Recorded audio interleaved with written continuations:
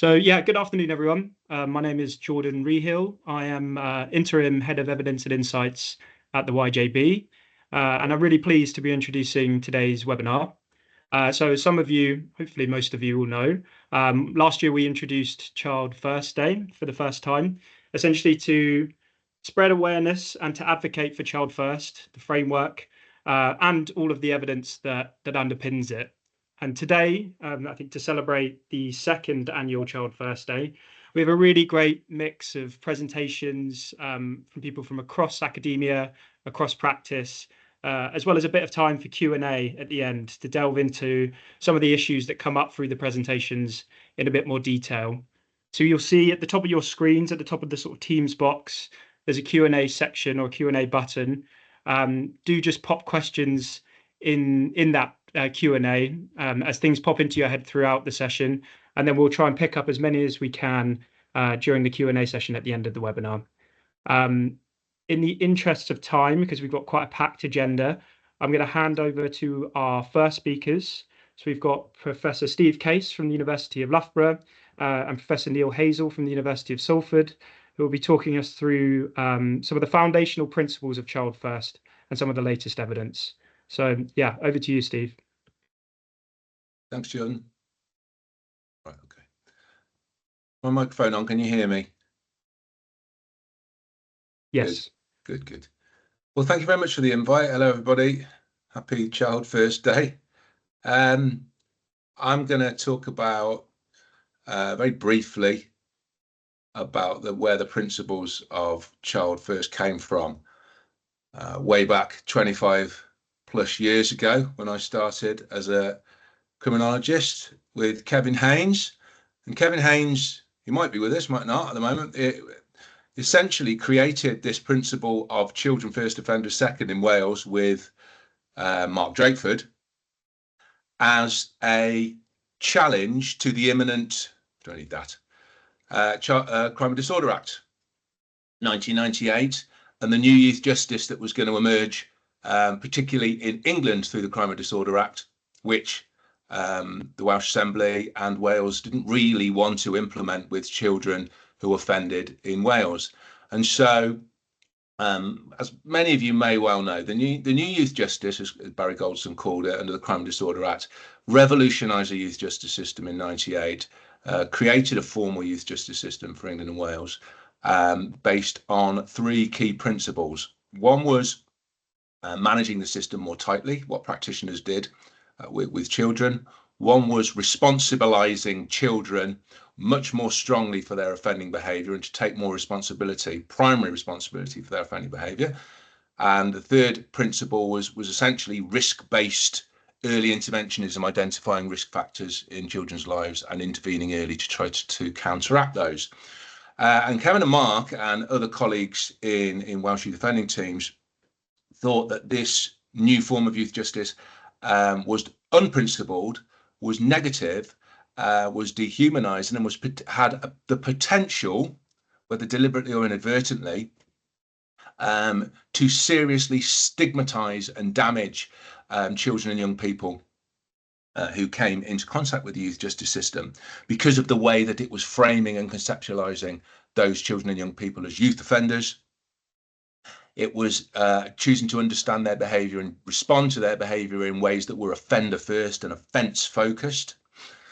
The responsibilisation of children, parents, and also local communities and youth offending teams for children's behaviour that was taking away any kind of responsibility from the state and adults to create, for having created the conditions that these children and young people were living in that were potentially criminogenic.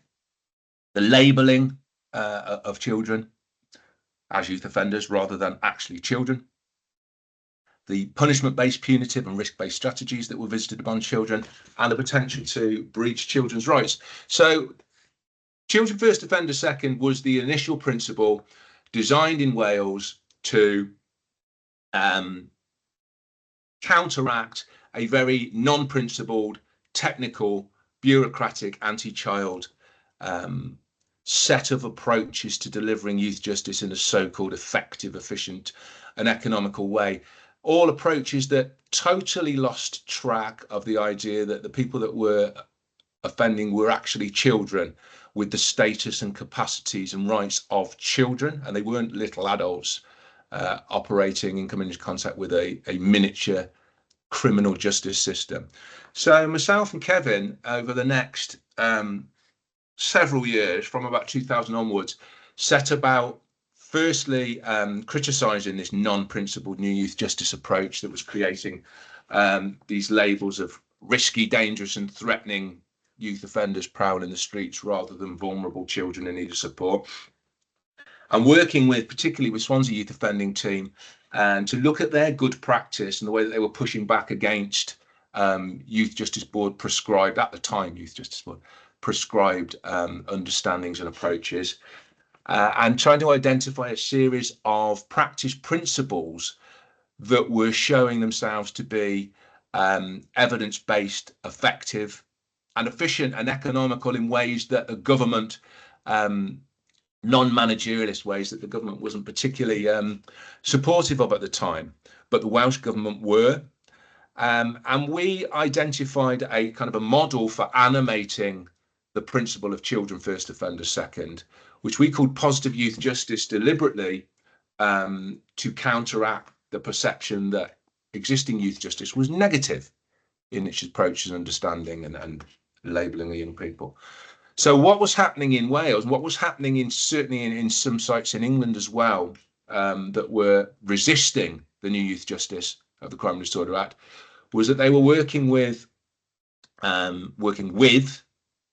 than doing justice to children in the youth justice system as children in child-friendly and child-appropriate ways, based on the idea that they had child status and children's capacities, and they weren't being what we call adulterized, treated as mini adults, because that just was inappropriate and ineffective.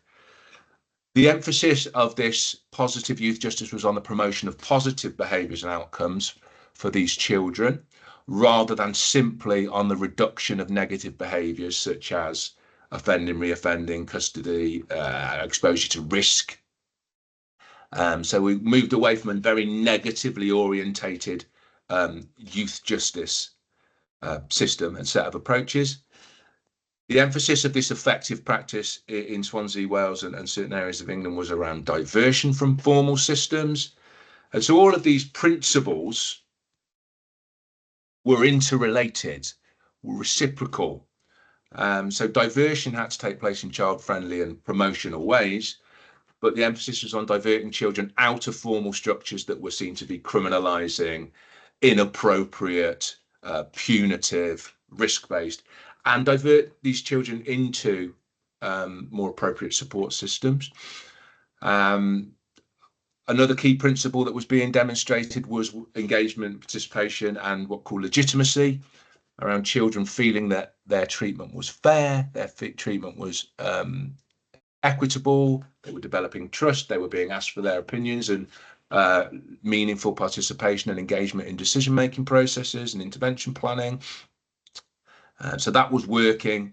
That was being evidenced in practice. That was being evidenced in a large body of research that we conducted over 20 plus years. And also the principle that holding adult professionals and adults more generally primarily responsible for children being able to resist offending behaviour, but also to be able to desist and come out the other end of youth justice contact in positive ways. That was a key principle as well. So it's really, really important to emphasise. I mean, I think two things about these two elements of this collection of principles, this model to animate children first, offenders second, which was the forerunner of child first. One is that they were all deliberately identified as challenges, polar opposites of the negative elements of the new youth justice. And secondly, that they were all evidence-based over a significant period of time through research with children, families, professionals, etc., that actually demonstrated and animated these principles in research and practice. That's about right. Am I to time there? Is that okay? As much as you ever are, Steve. Thank you very much.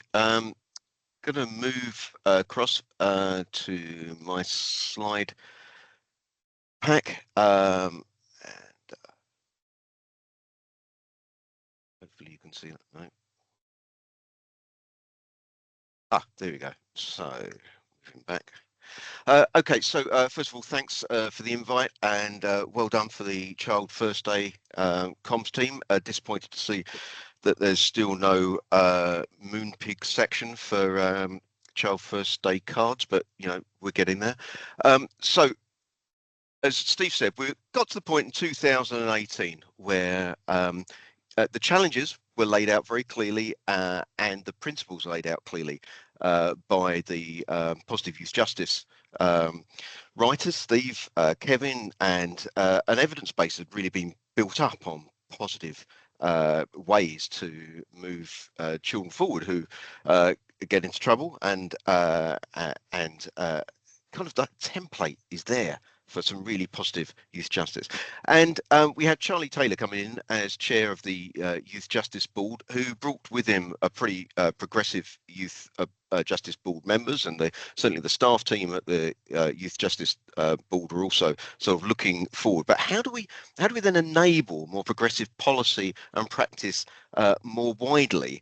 How do we really meet those challenges head on, and how do we translate it into a way that is going to gain traction, both by policymakers and traction with practitioners, and enable, let's face it, some of this has been going on in practice for years. So how do you enable that good practice and stop stifling the really progressive practice that's out there? We felt that there were kind of 4 problems to solve at that time.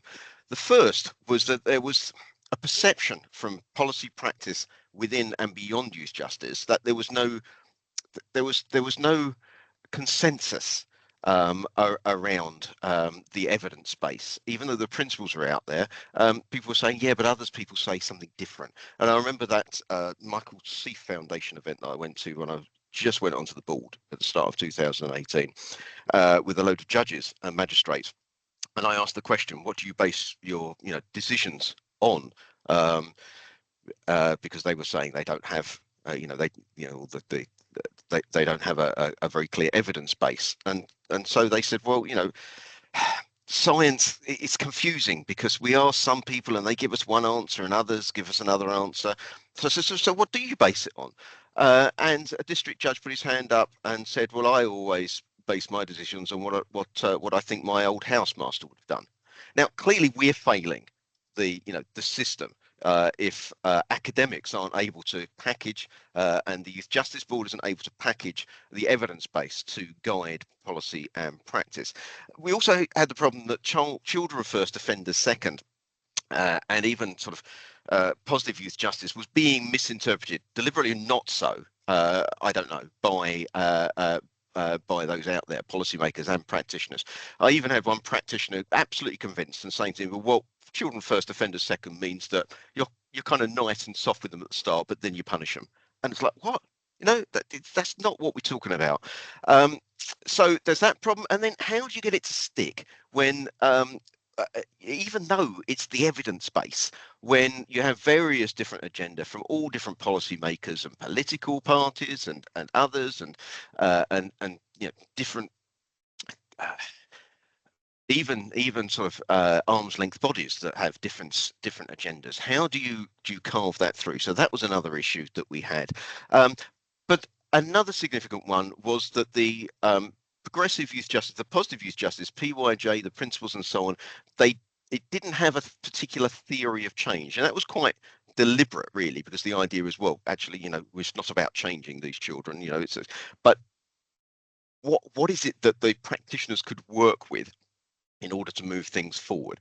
And so one of the ways we did that is to combine the positive youth justice work that Steve and Kevin and others had done and the principles they've built together with the constructive resettlement work and research that have been out recently at that time, constructive working, but we'll come on to that in how that was combined in a moment. But just constructive working is the theory of change where you try and develop a child's pro-social identity, and built on the now current research understanding of just how important a child's identity is to their behaviour, that of course you can make that worse by stigmatizing children, which is why we want diversion away, but also you can really help children develop their pro-social identity by fresh air, activities, interactions and roles. And of course we've got some practitioners we'll be hearing from later,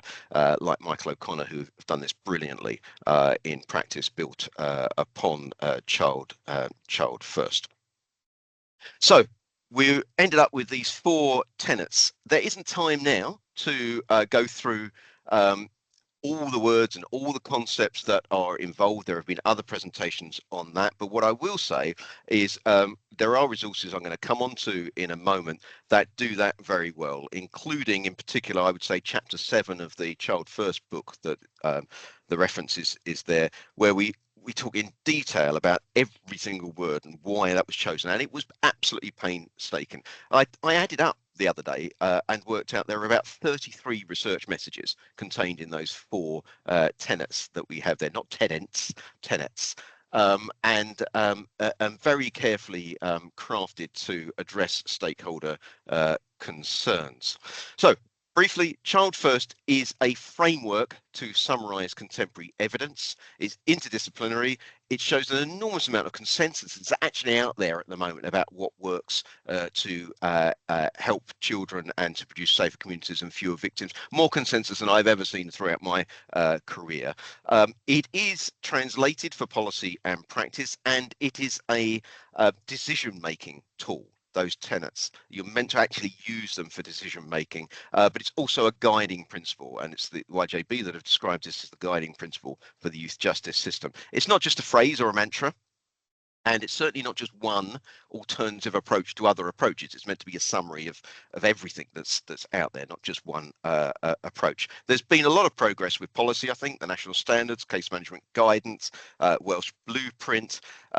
We've even seen politicians taking some of it on board and shifting their language. And there are some great examples in practice, but as we'll hear later, there's still a long way to go and a number of challenges. But if we can get to the point whereas a young person said to me when I asked them when I first joined the YJB, what could have helped you? I asked them what could have helped you sooner to have moved on and to have had a really productive life. And he'd said, well, if people had focused less on what I've done and more on who I can become. And that's foundational idea to Child First. So there are plenty of resources out there. You can see there's the YJB guide that's on the resource hub. There's the evidence-based report that Steve and Anne wrote that's on there. There's that Child First book that we talked, I keep on referencing, that's really important in depth if you want to go into it in a lot of depth. There's Steve's Positive Youth Justice book. There's the Using Identity Lens, which is about constructive resettlement, constructive working, but perhaps actually I think the greatest resource at the moment on a practical level, if you don't want to get into too much depth, is actually the case management guidance, which has been rewritten in the image of Child First and deals with some really tricky issues, how to do it in a positive way. But of course, don't forget you can also contact us by email or any of the practitioners that you're hearing from today. That's it from us. Back to you, Jordan. Brilliant, Neil. And yeah, well ran to time. Just reminding people who have joined the session from the start that do put your questions in the Q&A for any of our speakers, and we'll try and pick them up in the Q&A session at the end. I'll now hand over to Jess Hull from Crest Advisory, who's going to be talking through some insights from their recently published report on applying the Child First framework in youth justice services. So over to you, Jess. Thank you very much, Jordan. I will just share my screen. One moment.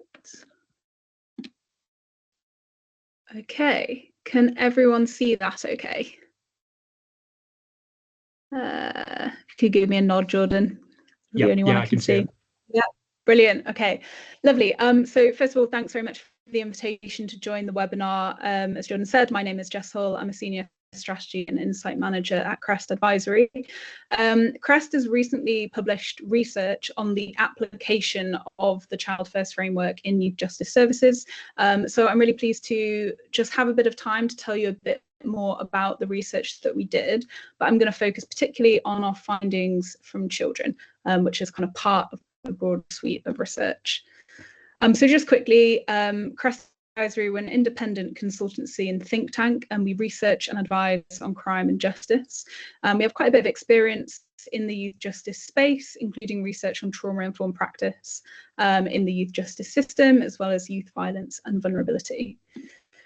But for this piece of research, we were commissioned by the YJB to explore how the Child First framework is applied by youth justice services, and kind of touching on what Steve and Neil have just taken us through.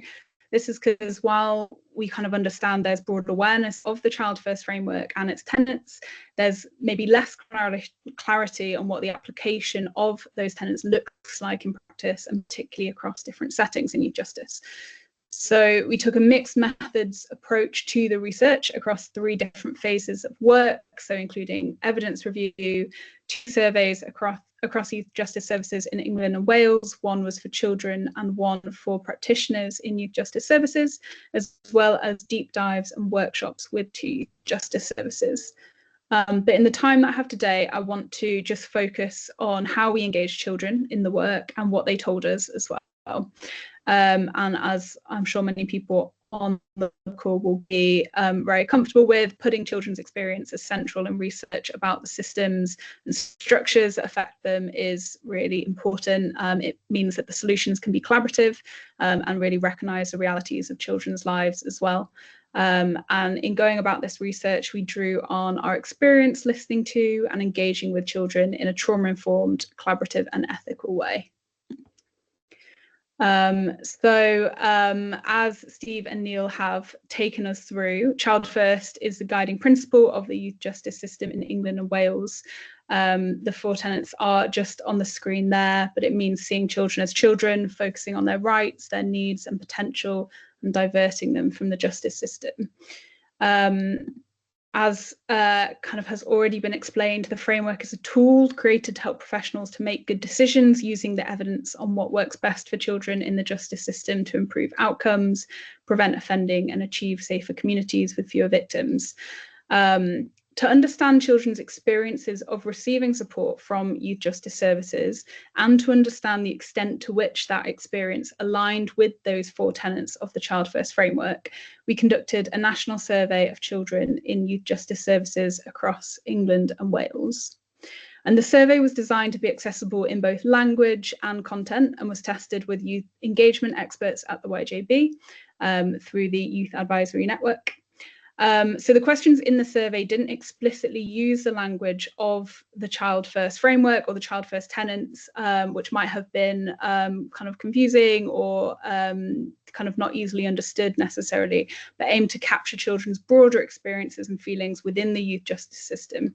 So to capture insight on their feelings, experiences and emotions while at the service, by asking children to indicate to what extent they agreed or disagreed with a series of statements that relate to those Child First tenets.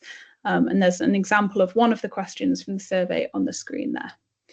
Our descriptive analysis then mapped those findings to the different tenets of the Child First framework, allowing us to better understand how children's experiences align with the framework and its tenets. So the survey went to all youth justice services in England and Wales. It was available in paper and electronic format and in English and Welsh. And in line with our approach to engagement and making sure that that was ethical and informed, we produced guidance and an information session to support practitioners to tell children about the survey and support them to engage with the research as well. And just to take you through a few key elements of that approach. So the survey was designed in a trauma-informed way in terms of content and structure, so avoiding sensitive topics such as offence history, family or domestic situations, with a visible quick exit button as well.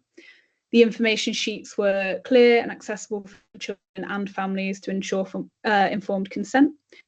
but we also had QR codes to enable children to access and complete the survey from a familiar device, so such as a phone or tablet, where they can scan that directly with a device that they're comfortable with.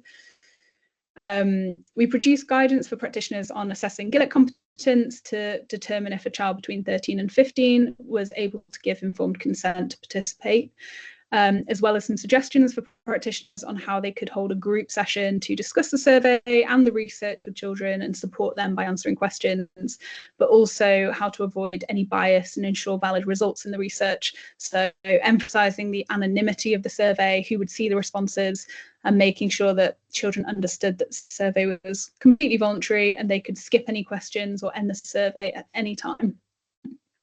So in the time that I have left, I just wanted to share some key insights from that survey as they relate to those for child first tenants. But this was just one part of the research we did. And if you are interested in the report, that maps these findings and brings them together with insight from practitioners on a slightly broader range of topics as well. So just to start with the first tenant, which is as children, insight from our survey shows that a majority of children do feel supported, understood and listened to by adults at their youth justice service, with opportunities to be involved in planning and kept informed of decisions that affect them. Children felt that their experiences and capabilities were recognised, which suggests that practitioners made active efforts to understand and consider their individual circumstances. Moving to the next tenant, which is building pro-social identity. Most children, so 95%, said that they felt supported by adults in their youth justice service, and 79% agreed their caseworker has helped them to solve problems in their life. But one of the findings that stood out to us here was that a smaller majority of children, so 60%, reported that they felt part of their community, while 29%, so roughly a third, neither agreed nor disagreed that they felt part of their community. So there's no baseline for this data, which is important, and that might be consistent with perspectives of children more widely than the youth justice context. But the finding does suggest that while a majority of children do feel connected in youth justice services to their community, there might be opportunities to strengthen the sense of community for those who are less certain. And given what we know about the importance of community connection, further actions could be taken to understand what community can mean for children, first of all, and then where youth justice services fit within that context. So linked to the next tenant, collaboration, children felt involved in planning their time at youth justice services and included in decisions. But there is a potential gap between children being involved in planning and actually having the opportunity to explore their interests. If you see the final row of those three on the screen at the moment. And this emphasises the importance of moving beyond surface level involvement to kind of foster the more genuine relational engagement in youth justice practice as well. And then just finally, diverting from stigma is the final tenant, which includes prevention and diversion work to prevent escalation into the formal youth justice system and the stigma that's associated with that. And related to this, we found 74% of children did not feel judged by adults in the youth justice service and felt positive about their future. When asked about future plans, a slightly smaller proportion, so 70% of children had planned what they wanted to do. 12% said they'd not made plans for what they wanted to do, and 18% neither agreed nor disagreed that they had planned what they wanted to do in the future. However, we also found that almost all children, 91%, said that their caseworker had encouraged them to think about the future plans and their hopes, with 81% saying their caseworker had helped them to work out what they were good at, which suggests that caseworkers are playing an active role in fostering that forward-thinking mindset. While the uncertainty and the kind of lack of planning for the future expressed by roughly a fifth of children might reflect typical doubts and uncertainties that many children experience, it also does indicate an area where youth justice services should continue to focus resources and support in line with the Child First framework.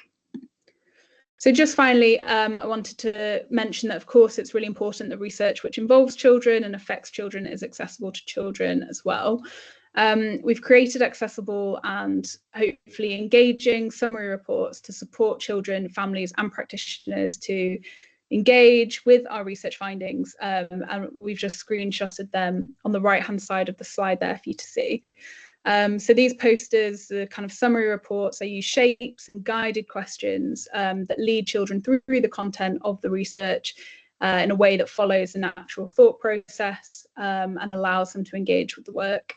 And the idea is that these summary reports will encourage and support reflection and discussion as well as showing children who directly contributed to the research how their insight has made a difference. And you can find the full research report and these summary reports on the gov.uk website. They're in PDF and accessible format. So yeah, any reflections or thoughts that you have on the research, we'd really welcome. And thank you very much for letting me take you through that today. Brilliant. Thank you. Thanks so much, Jess. Really interesting. I'm now just going to hand us quickly over to Marius Frank from Microlink, who's going to be discussing child first practice and the importance of multi-agency contexts. So over to you, Marius. Thank you very much, Jordan. I'm just going to test who's awake here, so hang over your react buttons. Who here was old enough to remember Every Child Matters? Anyone old enough to remember Every Child Matters? Yeah, a few people are there. Well done. Thank you for responding. I was ahead at the time. I was at a school that served an air of outstanding natural deprivation, as I like to describe it. I knew the police and the Youth Justice Service in Bristol very well. That's how it was. But that was a central set of tenets which confronted, inspired, and also helped develop.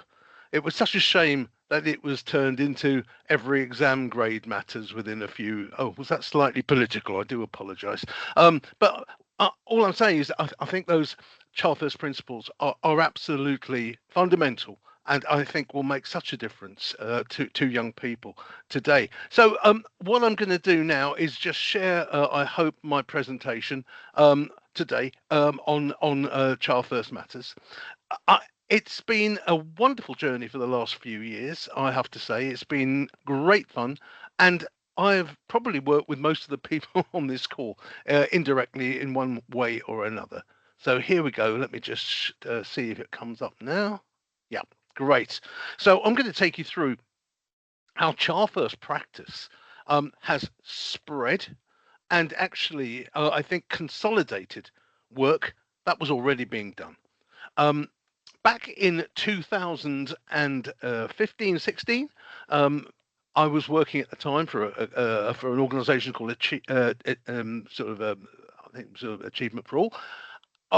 We worked with the Association of Youth Offending Team Managers to create a framework which helped local area partnerships to work more closely around young children who were entering youth justice pathways. And when we first sort of conceived this, it is fair to say youth justice teams, when they were first introduced, were probably the first ever multi-agency teams. But what we did with this quality assurance framework was try to get partners to work more effectively together. And it was empowered by a data-driven realization that actually the majority of children entering youth justice pathways had degrees of special educational needs, some with the HCPs, but in nearly every case on the SEN register in schools, or they were out of school and so formal assessment had not taken place. And so often was the case that that degree of special educational needs was conflated by social and structural disadvantage. We came up with a quality assurance process based around 10 statements against which local area partnerships could judge themselves. 0 to 3 was, oh my God, we don't do it. And we never had scores that low. But in the sort of 4 to 5 bracket, it was, well, you know what? We've got some evidence it happens, but it's not consistent or widespread enough. If through our quality assurance process, there were 5s and 6s across the board in all areas, your deck chairs were lined up, we could award the quality mark. However, we wanted everyone to get to a 7, and that was quality lead status. In other words, those lined up deck chairs were producing better outcomes for young people. In other words, diversion, in other words, proper ETE outcomes, in other words, desistance. And a quality lead mark was hard earned because it had to be evidence driven from case studies, from reports, from protocols, from standing relationships. And when Child First came along, we thought, what a wonderful opportunity to add a Child First accommodation. And this was for Child First effective partnership practice, where we started to see those 4 tenets work across a local area partnership. And this is just another acknowledgement for the work for Achievement for All being the organisation that kicked it off. Sadly, it demised after the pandemic, ran out of money and had to close down. But Microlink picked up the baby and ran with it with the Association of Youth Offending Team Managers. When you get a PDF of this document, all of the hyperlinks will work, and I do encourage you to have a look at all of the quality assurance citations since 2022. They can be found on the Microlink news and blog. So if you just click on that and then scroll through, you can see all of them in their full glory. The citations, again, are hard earned and a recognition of the practice. We've also, since 2022, had a range of Child First effective partner practice webinars. Now, these are on a closed site just for people who are part of that community, and we've already got about 400 on it. If you would like a sight of these and be able to look at every one of these webinars and also download all the slide decks that go with it, please just simply email education@microlinkpc.com and we will add you to that community of practice. It is such a rich evidence trail of some brilliant Child First practice. Rather than take you through everything, I'm going to illustrate with just one of these local authority partnerships. This was Leicester City. It's our most recent one. They had been using the framework since around 22-23, and Derek and his team have put in place a whole hatful of changes because they looked at the framework, realised areas that they could work on better. They achieved a Child First accommodation quite recently. This is an example of one of the pages, and you can see when they first started off, they only scored themselves a 4 against statement 1. It went up to a 6, and you can see the level of granular improvement that they put in place to get a better relationship between the local authority SEND team and the Youth Justice Service. And I think their citation says it all. It's a deserved award, a reflection of sustained multi-agency collaboration, operational teams, and strategic thinking and asset management joining up around the case. And these are just some of the elements that Leicester City had put in. There were focused group standing meetings which helped to identify needs and address them as quickly as possible as children entered or were at risk of entering a youth justice pathway. Preventative work going on with early intervention teams, excellent working relationships with the education estate. An intensive mentoring program specifically aimed at reducing school exclusions, as we know, one of the primary routes into, sadly, a youth justice pathway. And then we also spotted exceptional work, a targeted multi-agency team working with care experienced children, proactive relationships with the secure estate, and positive ETE outcomes underpinned by excellent relationships with a whole range of local providers, with the child's voice at the heart of it all. So if I was going to draw out some of the strands to finish with, every local authority area has different structures, different silos, different ways of working. But the Child First tenets give a unifying set of principles towards which those partnerships can be aligned. Youth justice teams around the country are working hard to engage with the education estate to prevent exclusion. some of it collaborative, some of it confrontational, but necessary. What has amazed me is the extraordinary amounts of youth justice expertise, approaches, and wisdom, which is being directed towards prevention. I call this pre-diversion diversion. Yeah, it's before turnaround and beyond turnaround.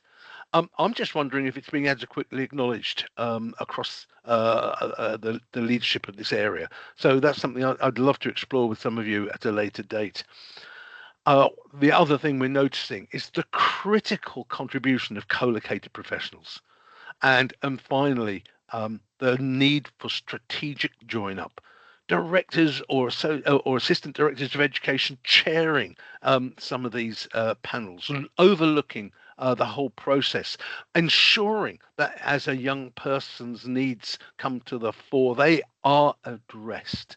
Fantastic things are happening. And when you get the PDF, you can click on any of these links to see how these areas have, if you like, attained a quality lead with a child first accommodation. If you want to know more, please don't hesitate to contact me at education@microlinkpc.com. I'll be only too pleased to help you and see some of the practice that's developing. Thank you, Jordan.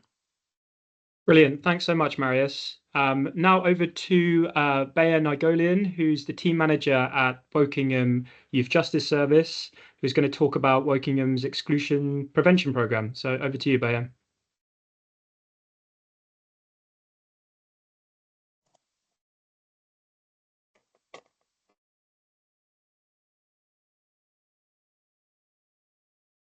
Right. I think I'm presenting now. Good afternoon, everyone. When the YJB asked me to talk today about the exclusion prevention program, I was like, what do you want me to talk about? I mean, I thought that I'm doing my job. We're doing our job. There's nothing special about this. Then they explained a little bit about child first and the child first approach. And in thinking about the presentation today, I realized that when this program was delivered, planned, thought, and when it's executed, it just comes as second nature, as you know, it's ingrained within us, that child first approach. So we really didn't have to think about it. And that for me has been fantastic, realizing that, because for those like me who are a little bit older and we are dinosaurs within, you know, youth justice arena, we have been through that child first, offender second. But I have here with me in the room our youth justice apprentice and a fantastic youth justice practitioner from about 3 years in the team. And neither of them have heard about that. And they have started their practice and are practicing with a child first approach. And that's all they know. And I think it's amazing. So I haven't really thought about the 10 minutes. So I will have to whiz through these and leave some things out. But please do come up and ask me if you have any questions. So I thought about presenting from a strategic and operational lens and how child first applies to them. And I think that when it comes to child first and strategic leaders, it's how do we put a mindset thinking about prioritizing the needs and the rights and identities of children when deciding how we're going to lead that service. So for us, it has been a matter of we are thinking that we have to put all our energy going upstream and thinking about how to support children upstream before they fall into the river. And obviously that's not my quote, rather than putting our energy and investing our resources in thinking about how do we write better pre-sentence reports, not because that's not important, but we wanted to go further upstream. And that's where we put our energy. And that's where this program was born. But there was also a decision as leaders that this was the way that we wanted to go forward. And we had to socialize the concept with the senior leaders of the councillor as well, to explain why we were going down this road.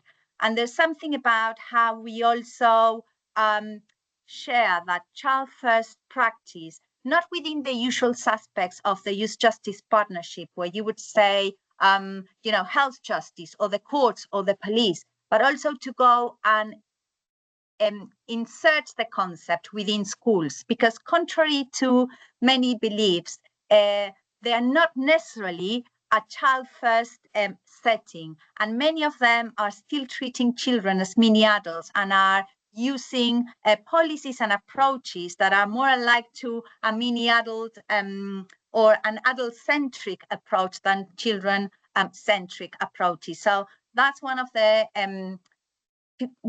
that's part of the work that we had to do in implementing this program. From an operational lens, what does it mean seeing children as children? There's something about how we can advocate for them removing structural barriers on their behalf. For us, that has meant that we have, and we continue to do, a lot of work trying to get those referrals in, because that's the first structural barrier for us to be able to work with children. If we had just launched the program and sat back waiting for the schools to make those referrals, we would have no referrals, or we would have 1 or 2 or 3 referrals. What we have done as managers has been set up a whole structure, a whole way of working that means that we are meeting with schools every 4 or 6 weeks to encourage referrals. We have gone to the data team to say, we need the weekly list of exclusions or suspensions to understand who are the children that would be suitable in principle for this program. And then we go and reach out to schools to say, we need you to think about this child and whether they can be referred to our program. It means having those relationships with the Education Welfare Service. So we're now in a position where as soon as they receive communication that a child is going to be excluded, the first thing that they do is, hold on, there has to be a meeting with the Prevention Youth Justice Service before that happens. So those are the structural barriers that we are removing on behalf of children so that they can access the program. More of them can access the program. And I'm going to touch on one of the other points, which is avoiding the over-criminalization of behaviors. And by this I mean that when we are having those meetings and we are discussing children with schools and particularly with schools, but also with other partners, of course, it's about thinking how we can challenge some of those preconceived ideas in terms of language that are usually linked or put next to children. And that could be gangs, that could be CCE, that could be exploitation, that sometimes are used so loosely when we're talking about children and are sometimes an excuse or a way of beefing up, if you want, a referral so that they are picked up by a service and intervening with a child when that intervention is not required. So we challenge some of those languages and some of the behavior. For instance, a very recent example where a school wanted us to intervene with a child because outside of school, they had met, whilst the child was being bullied, they responded by saying something along the lines, I'm going to bring the elders to get at you. And the school were already saying, this child is at risk of exploitation, is gang affiliated, and we want you to intervene. Whereas a little bit of delving into that child had attendance was good, attainment was good, there were no police reports, no missing episodes, no one explained gifts, no one explained money. The parents have a tracker on the child's phone, and the child, I forgot to say, was 12 years old. So when he was being bullied by his friends, his reaction was that. And the school said he was unfazed when we challenged him. And our response was, how would you expect a 12-year-old boy sitting in a table surrounded by adults to respond when you're asking, why have you done that? So challenging language is something that we also have to do with our partners to make sure that we are advocating for our children. Building a pro-social identity, and here I'm only going to stop on the giving them a voice, but also sometimes being that voice and making sure that children are heard and seen by the school. Often what we have and what we hear in our interventions with children within this program is that because we reach out to them so early on, is that they just need someone that listens to them and what they're going through. And by us being modeling behaviors, and that we can show them early on that someone is listening to them and that they have a voice. And that could be something like saying this child cannot sit 1 hour in their English lesson because they actually have additional needs, and they're going to be standing up, and that is not something that has to be penalized, even though your behavior policy says that they have to be sit down for 60-minute reading from a book. And when you stand up for them and you talk for them, that child knows that someone has listened to them and that they can speak up and that they will be heard. And finally, thinking about child first, and I've just twisted this, instead of saying the co-production with children, thinking about co-production with schools. We haven't just sat on this program, which was launched a few years back, and say, well, you know, here it is, you make the referrals, the ball is on your court now. No. We keep investing in the program, we keep investing in schools, not because of the schools, but because the schools are where our children are attending. So every year, come September, we relaunch the program with the schools to let them know, hey, the program's here, remember to make your referrals. We have done a school survey to understand how we can work with them better, what would help them improve or increase the referrals. We have made it easier, like in the ways that they can make referrals to us. We have produced leaflets for them to have available to use with children and with parents. So it's about consistently and constantly working with schools to make sure that we remove any barriers and that we increase those referrals to the program. Essentially, the program is a prevention program, a program that we offer to schools to refer any child that has been suspended, is at risk of suspension, or has been excluded, or is at risk of exclusion for behaviors that could be considered criminal. And we offer a 14-week intervention to that child.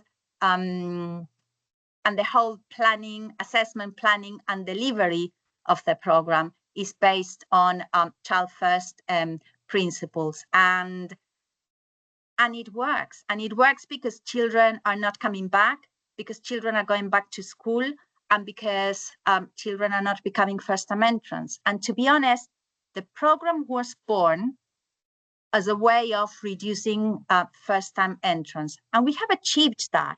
But now the program has moved on. And now the program is a force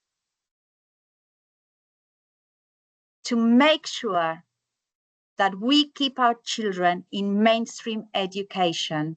And we are the force behind that program. And the practitioners here are the ones that are delivering that. And so it's no longer about first-time entrants. Now it's completely and absolutely about education. I think that's it for me. Thank you so much, Bayam. And I just wanted to, say again, if anyone has any questions for Bay or any of the other speakers, do just put those in the Q&A at the top of your screen, and we'll try and pick those up at the end. I'm now going to hand over to Ruth Hales, who's the Service Lead for Exploitation and Youth Justice at Isle of Wight Council, who will be discussing some local innovations in practice. So over to you, Ruth. Hi, thank you. Can you see my screen okay? Yeah, I can see that. Excellent. Okay. So thank you very much for having me this afternoon.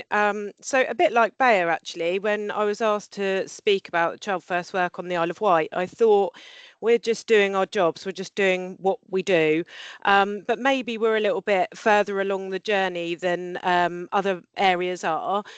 So hopefully there's something in here that's going to inspire some people, and there might be some ideas to take away. Feel free to contact me after for any templates that I reference. So I'm going to talk through very quickly child first spaces, our police custody passports, and our court preparation process. So some of you will know that Isle of Wight's been on a bit of a journey, and following an inspection, I kind of came back and felt that we needed to be doing things quite differently here.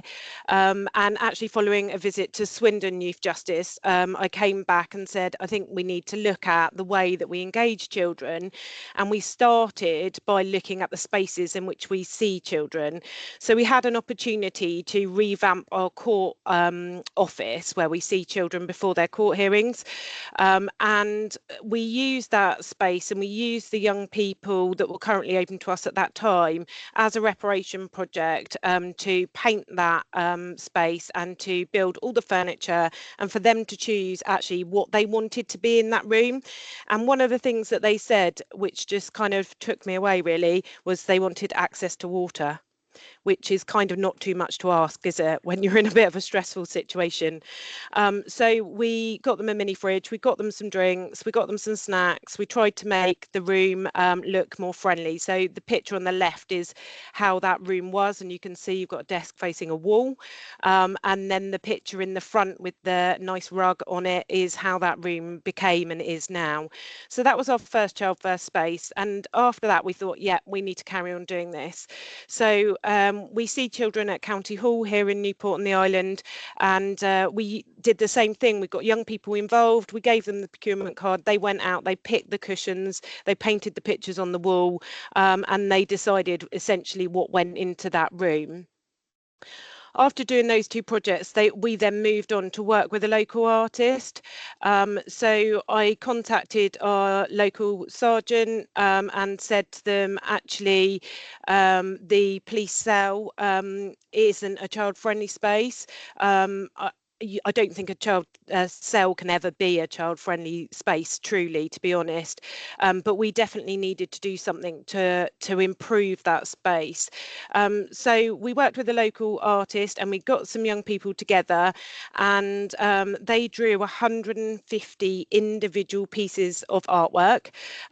They with the artist talked about what colours would be calming. They walked around the community, they did tree rubbings, they looked at insects, animals, and they've designed an amazing piece of art that has been digitally photographed. It's being transferred onto perspex and it is going to go onto the ceiling of the police cell. The reason it's going on the ceiling is because I was told we couldn't use the walls, and I think some people might have stopped at that point, and I said, okay, if we can't use the walls, can we use the floor? No. Can we use the ceiling? Well, I guess so. So that's where we're at. We're waiting for that piece to be fitted. But that was an amazing project, and I can't wait for it to go up.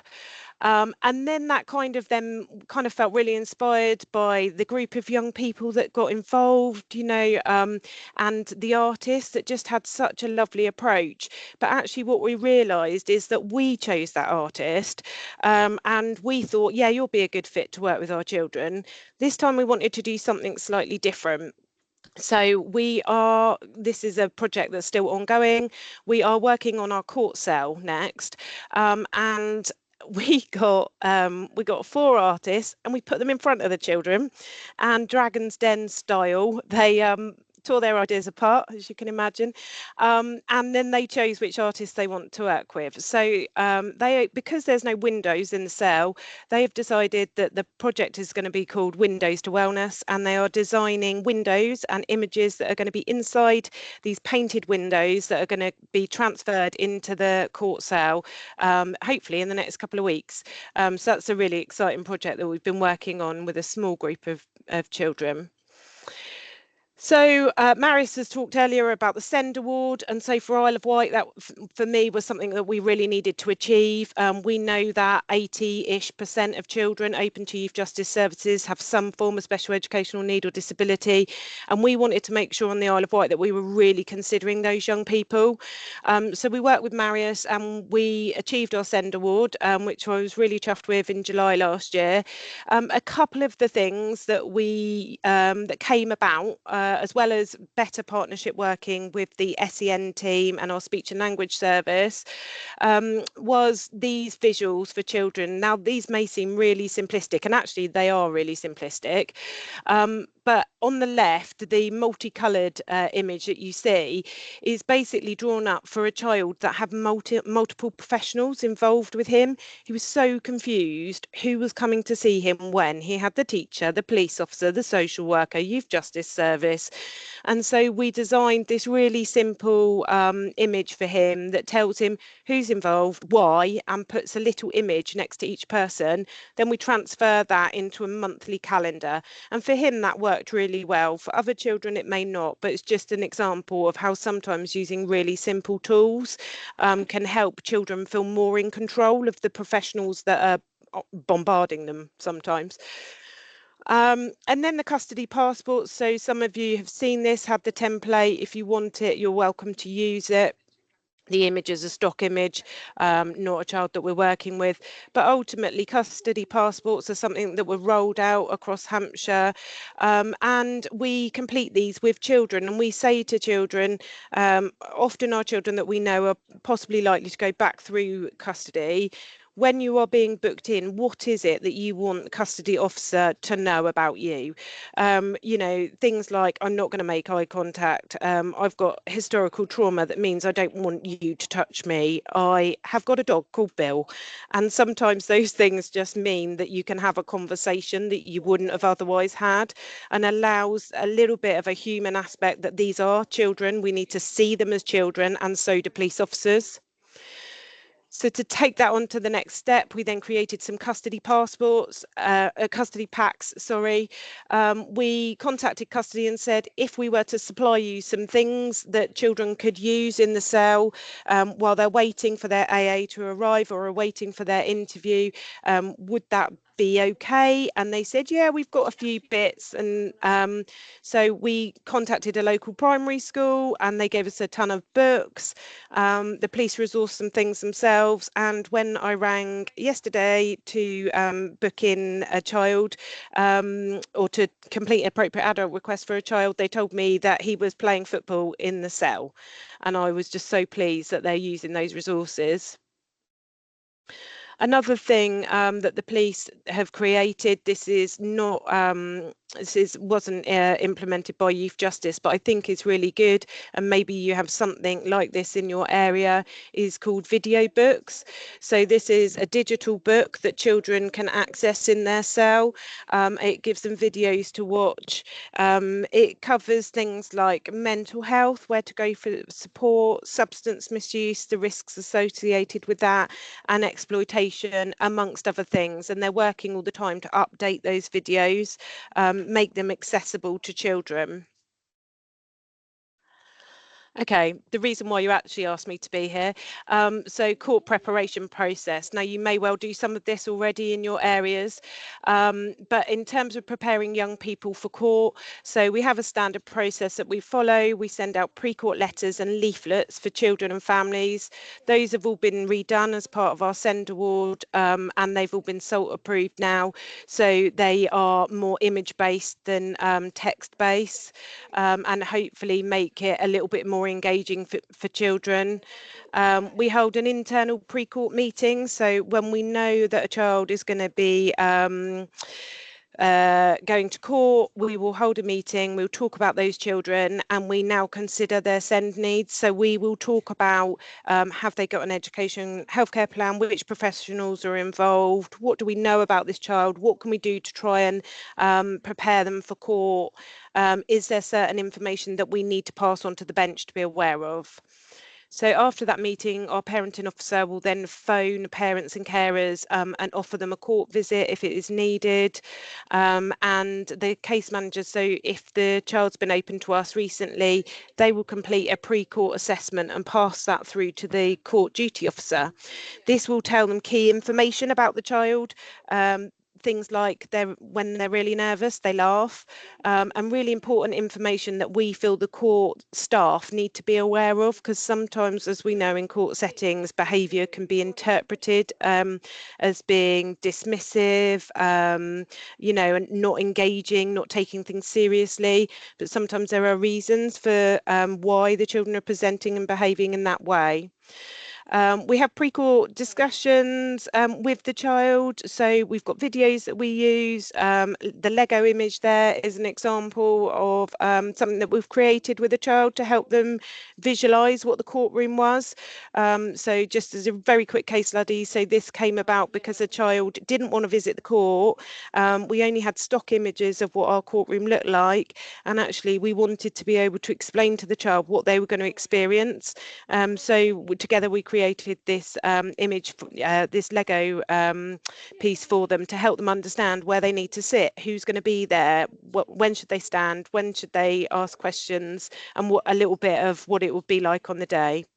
And then lastly, on the day of court, what we do is we do screening tools with the parent and the child, and that asks them how they're feeling about going into court on the day. Despite all the preparations, sometimes the feeling on the day can be slightly different. We want to understand from the child. We can do that face-to-face, verbally or written, and we use those screening tools to then inform what we do next and what information we share with the court. That's me done, Jordan. Brilliant, thank you so much. And I loved the examples in there. They're great. Okay, I'm now going to finally hand over to Michael O'Connor, who's director of the Child First Consultancy and former head of North Somerset Youth Justice Service, and he's going to provide some reflections on Child First practice in North Somerset and building links with local communities and business. So yeah, over to you, Michael. Thanks, Jordan. Have I 10 minutes still? Is that okay? Yeah. Right, so there we go. Okay. First, I'm going to pose a challenge to everyone, and it's something I've been pondering over. If most children grow out of offending behaviour, i.e. they develop identity that no longer fits with offending, what is our role within the Youth Justice Service for children? And I'd spent some time thinking about that in line with the tenets of Child First practice, and just wanted to kind of pick a couple of themes out of that for people. So I think importantly, when we think about seeing children as children, our role is like the good parent: love and safety, supporting identity development, but also holding that child and others safe at the same time. So we've got to be clear about the role of Child First is not to dismiss risk, but is to think about the evidence base of what supports desistance and change, whilst holding those presenting behaviours, whilst we're doing that longer term relational practice, whilst we're thinking about the development of the child in terms of a developmental perspective of adolescence and risk taking. Building pro-social identity, thinking about our role as a non-expert facilitator of change, picking up on Jess's point in terms of children being part of their communities. Actually, how do we make sure that we are facing our communities, supporting children to reintegrate, as opposed to disempowering and doing that for children? Seeing collaboration as the intervention, creating the conditions of gang, the positive conditions of gang for children, building opportunities for children to have skin in the game for something different in their lives, and thinking about making sure we separate the behaviour in the person, supporting a position of guilt rather than shame. Looking at the HMIP framework, I just wanted us to think about what HMIP are saying, particularly within Domain 2 around assessing, planning and delivery, the role to support capacity to change, participation and integration, community integration. There's a real opportunity here for us to really be pushing the outward facing opportunities of Child First. And we know when we think about what children say, that actually this is what they're talking about. If anyone's had a chance to listen to Ollie or Kika on the link that will come out, Ollie talks about, one day I could be your colleague. I could be working in the Youth Justice Service. So why aren't you supporting me, engaging me in everyday life? Kika talks about a system that made her feel a sense of pride and actually not even knowing what that feeling was. So how do we drive our services to create the conditions for identity development? Thinking about parents, what would parents do for their children in terms of unconditional love? Fail 1,000 times to achieve once. How do we create those conditions in terms of the work we do? And I thought about this in the context of restorative practices. in terms of what a good parent would do, an unconditional support and challenge. And I'm sitting with some colleagues from Suffolk today, and we talked about this idea of the corporate parent, how do we support a position within the criminal justice system towards working with children and families, shifting away from a doing to punitive position, and actually thinking about our role in the same way we would as corporate parents. So to do that, we've got to go after a much wider set of opportunities for children, a much wider sense of children within their place, their community, their life. And their life isn't coming into a youth justice service to sit down and do a offending behaviour worksheet. So thinking about partnering with big businesses. I think Jane was just dialed in, but a rather challenging and unpopular conversation with Public Health in North Somerset, partnering with a cider company. How do we create the conditions where a big company in the local area can actually say, we value you as a group of children, plant some apple trees for us, help us change our community, help us make a difference to your life and others, is one example. In Swindon, and now hopefully to be recognised by the Children and Young People Now Awards. Let's do it ourselves. It's within our gift to create the conditions for identity development for children. This came about by staff in Swindon saying, you know, we want to help our children earn money legitimately. We want to create the conditions where they can be part of something bigger than them that shifts identity. And Solid Ground Coffee was born from that, and is now the place to go to get food and drinks in the council campus, creating the conditions for turn up, try your best, and we will value you and support you with your life and identity development. Had to plug Suffolk, given I'm sitting in Suffolk here today, doing some amazing work about changing the narrative of children. How do we actually go out to businesses and say, you have a role to support children in your area, help us. In the same way any parent would for their children. You know, if a child said, I want to do this, daddy or mummy, you'd knock on every door till it happened. We've got to have that level of aspiration and effort for our children that we're supporting. Plug for North Somerset, set highly aspirational goals for children within communities. We simply can't have communities with cultural, sporting, community events and our children not being stakeholders in that. A year and a half ago, we set a goal of saying our children would be part of a massive community street-based art project. And this was literally last month. The children achieved that. And now the very first thing people see on that community art trail is work of our children, changing the narrative and their value within their communities. So we've got to have our antennae up for where are the opportunities for identity development and child first practice. Question for those youth justice colleagues here: how much is our board focused on its role to drive child first practice across the partnership? We absolutely need to be saying to our senior leaders, as Marius, can't read my handwriting, sorry Marius, talked about in terms of strategic coherence, our senior leaders have a role to do to unlock cross-council, cross-partnership opportunities for our children. We've got to go after social value within contracts for large infrastructure projects and make sure that there is a ring-fenced state for our children to be able to integrate in community, develop identity, pro-social identity quickly, so we're supporting them to move away from offending behaviour in line with their adolescent development. I did have a couple of other slides, but I'm conscious of time, so I'm going to pull it in and end on a final thought, really.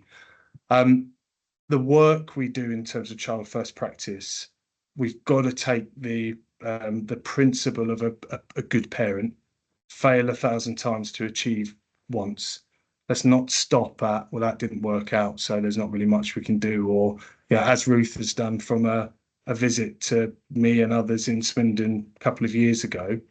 She's made it happen, and that's not about money to make that happen. It's about hearts and minds creating the conditions for Child First to flourish and go after that goosebumps moment. So go after that opportunity that, as I did on my last day in North Somerset, standing in front of that art mural, I could have cried for the impact that's having for children and communities. So that's what we've got to go after. And the way to do that is to think about what were the conditions needed to give you goosebumps on that day, and therefore what do we need to do to influence the partnership to make that happen. I think I'll stop there, Jordan, but thank you. Thanks so much, Michael, and thanks for wrapping up early. Appreciate it. So we've got some time for Q&A now. So I'm just going to ask all of the panel members to come off, to put their cameras on and come off mute. And I will just pick up one question from the Q&A to get us started. And it's a broad question, I think, from Kathy Hampson, focused on how can practice be both child first and victim first. And I open that up to the panel. Does anyone want to take that on?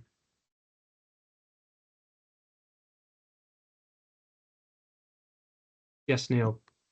Well, just to kick off that, of course, I'm sure Kathy would not be implying that they are opposed to each other. They're not. I think she's playing devil's advocate, as Kathy is very good at doing. Of course, they're not. I mean, ultimately, the best way to help victims is to reduce the number of victims out there and to make communities safer. And we know the evidence base for that, which is child first.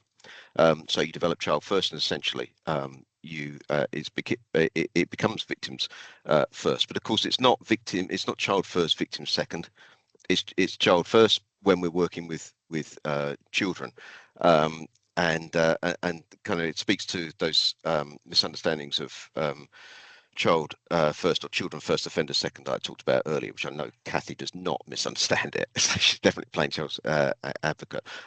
But there's nothing in child first that says you can't work with victims, that you don't do whatever is helpful for children to reduce their experiences of crime, both as victims and as people who offend, and we do know there is a lot of crossover there. So that I think is what I kick off by saying they're not opposed to each other. Michael has got his hand up. Thanks, Neil. Someone kicked me out, so I kind of missed a bit of the question, but I've dialed back in. I just to kind of add to that, I think there's an important bit about the distinction between guilt and shame. And actually, our work with children is to support children to understand and repair from harmful behaviours they've been involved in, is very different to a youth justice system that's located in the behaviour and the problem indefinitely. It's very different to support a child to go, right, harm's been caused, we're moving on from that, we're future focused, we've got real high aspiration and hopes for you, but there also is harm that we need to think about. It's like a good parent. It doesn't stop you loving a child unconditionally, and if you're a good parent, you're not going to sit with them for the next 6 months and talk every single day about the thing they're most ashamed of. You're going to move forward and move on, but that doesn't dismiss actually people who've been harmed, and we need to address that. So I think the two can be balanced neatly. I think that's right. And to speak to that, Michael, it's very important for people to have a look at the case management guidance in relation to restorative justice and see how that has shifted. That's changed a lot in the latest case management guidance towards restorative approaches and away from essentially trying to. The first thing in old guidance was to make children accept the responsibility for the crimes, etc., etc. It's shifted now. Please look at the update. Marius. Just an observation, really. The new HMIP inspection framework looks at children and victims. And I was just getting some feedback from Andrew Ling at Derby Youth Justice Service, and the two are so closely integrated, and the conversations, although based on RJ, don't necessarily have to be RJ, and it's about both parties with a victim support worker and the child who was involved in the moment. Working a way through it. I think it's quite sophisticated, and I think it does align exactly to what you said, Neil, about an integrated approach. I haven't just taken over. I was invited to chair this this section before we started. So Jordan, do we have any others in the meantime?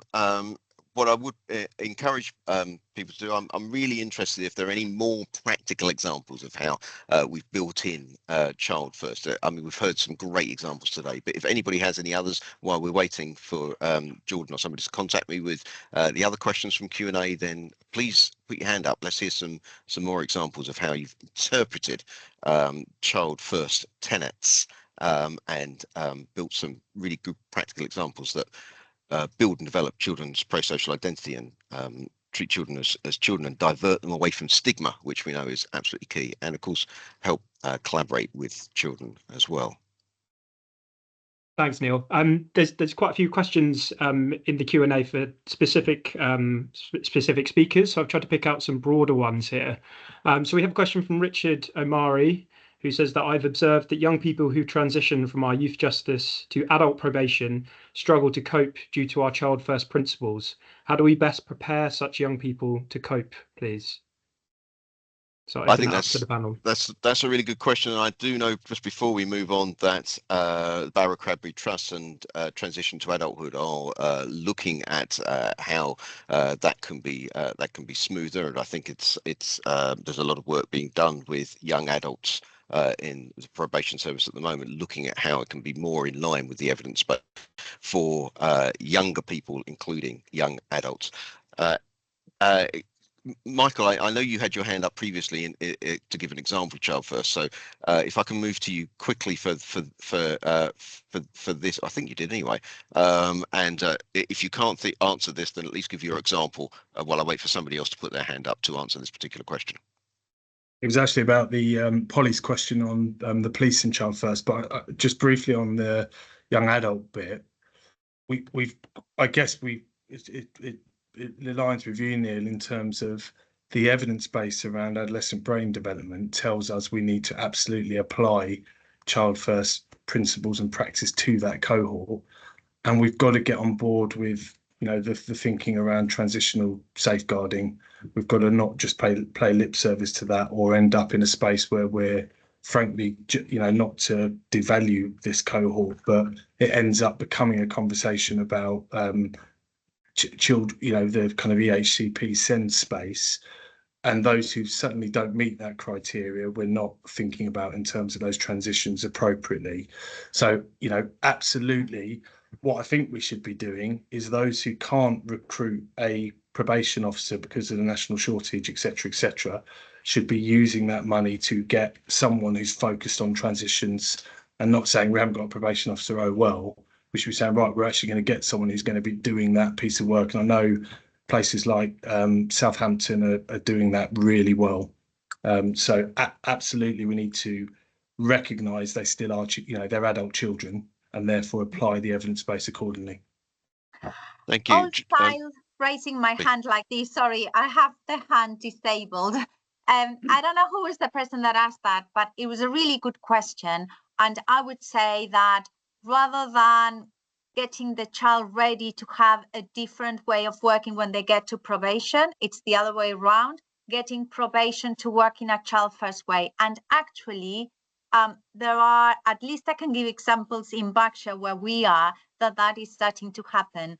And we are having quarterly meetings with probation by way of meeting with the team that takes on the young adult cohort to explain to them, to train them, to deliver workshops around child first practice. So that's a starting point, but it's somewhere to start because there's an appetite, at least in some areas of probation, to actually learn from the experience and the gains from youth justice. So whoever asked that question, if they want to write to me, I can give you some examples of what we're doing. Good. Yes, I'd like that as well. Next question, please. Oh, could I George. just say something very briefly? Yeah, of course. And it's working with schools as well. This is a generic point, really. And it links back to what Michael said about the good parent.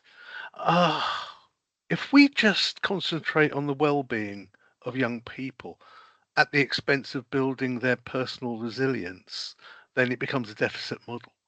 And there's got to be something about building personal resilience so these young people are able to stand up and have the self-esteem and the self-confidence to stand up to change. I'm struggling with this in producing materials for schools generically, because I'm concerned that if we go too far down the well-being route, we miss the opportunity to strengthen and nurture. Just generic one. Thank you, Jordan. Yes, thank you, Marius.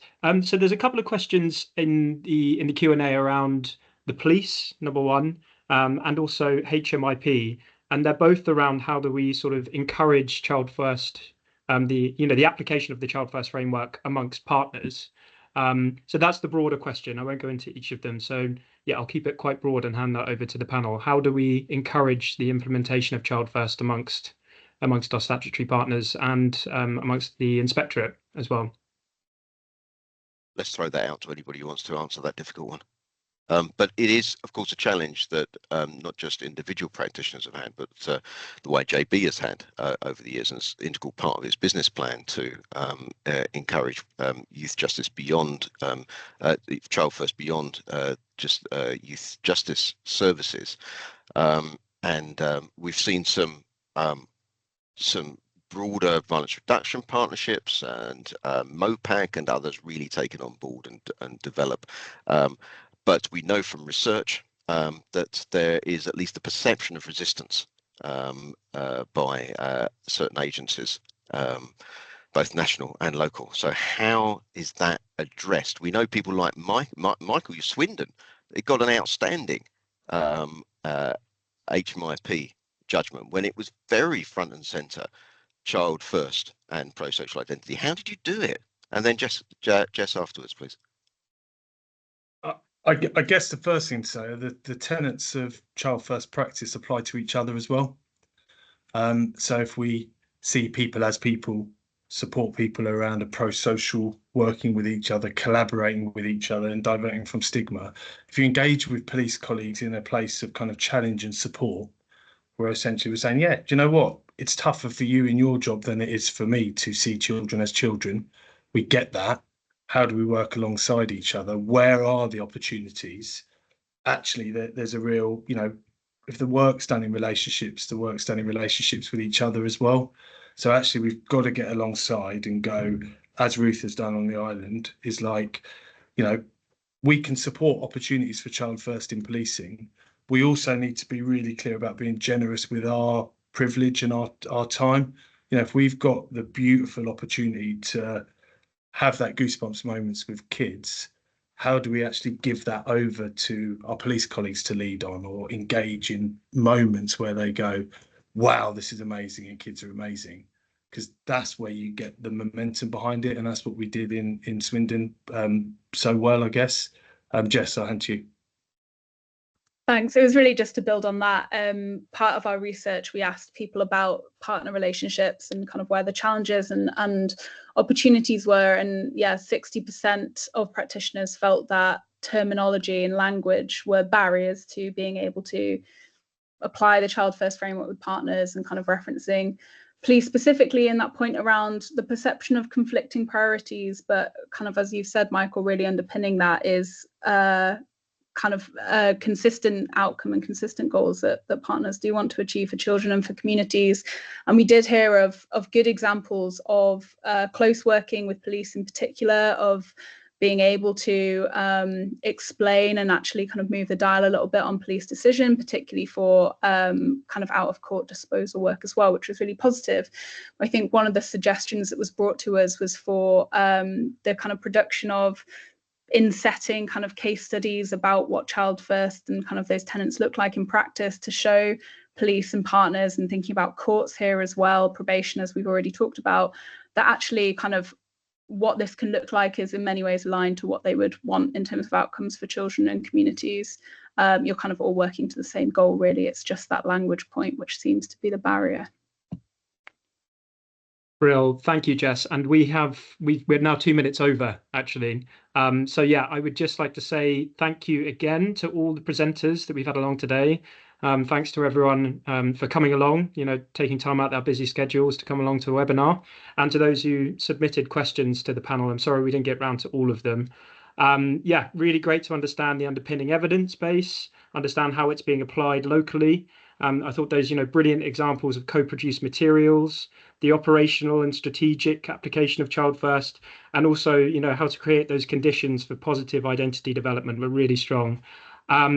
Please do look out for the recording of the webinar that will be shared afterwards.